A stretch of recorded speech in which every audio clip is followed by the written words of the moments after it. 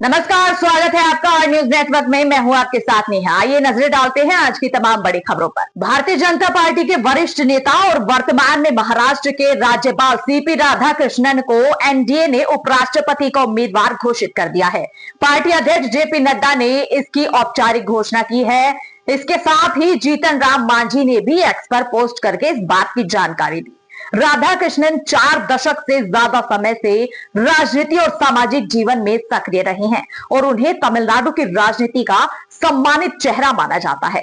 मौसम विभाग के हाइड्रोमेट डिवीजन ने बागेश्वर, चमोली, चंपावत, देहरादून, पिथौरागढ़, रुद्रप्रयाग, टिहरी, उत्तरकाशी में भारी बारिश के कारण जलभराव और बाढ़ के खतरे का पूर्वानुमान जारी किया है। इसके बाद राज्य आपातकालीन परिचालन केंद्र ने संबंधित जिलों के जिलाधिकारियों को पत्र भेजते हुए सावधानी बरतने को कहा है।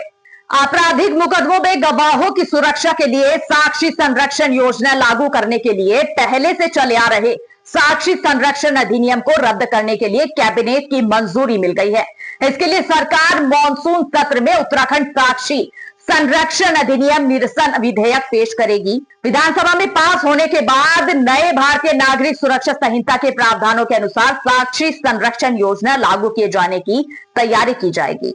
छत्तीसगढ़ के बीजापुर जिले में आईईडी विस्फोट में पुलिस जवान का बलिदान हो गया, जबकि 3 अन्य घायल हैं।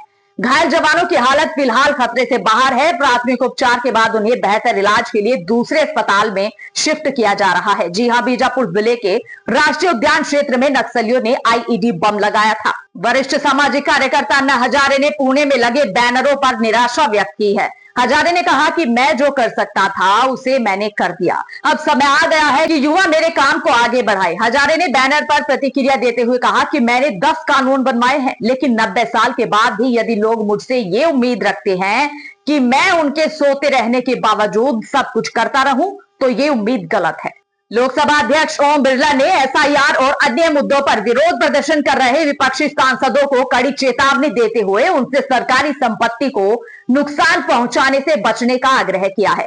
सदन को संबोधित करते हुए बिरला ने कहा कि अगर आप उसी जोर से सवाल पूछेंगे जिस जोर से आप नारे लगा रहे हैं, तो ये देश की जनता के लिए फायदेमंद होगा।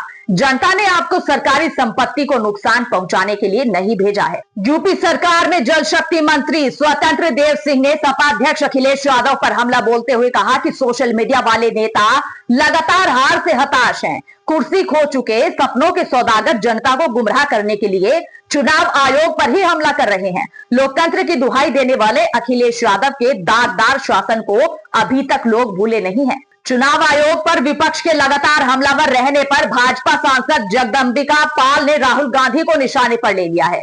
उन्होंने कहा कि चुनाव आयोग लगातार कह रहा है कि राहुल गांधी या विपक्षी नेता एसआईआर को लेकर भ्रम फैलाने की कोशिश कर रहे हैं। विपक्षी नेता देश से झूठ बोल रहे हैं।